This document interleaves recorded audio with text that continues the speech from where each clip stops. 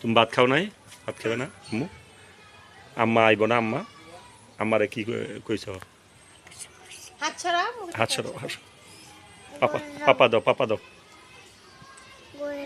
পাপা দাও, আগে পাপা দাও, দাও বারে ফাঁকা দাও। ঘরে যাইবা? ইয়ে তোমার আম্মুরে ফোন দিবা? ফোন দিতা না?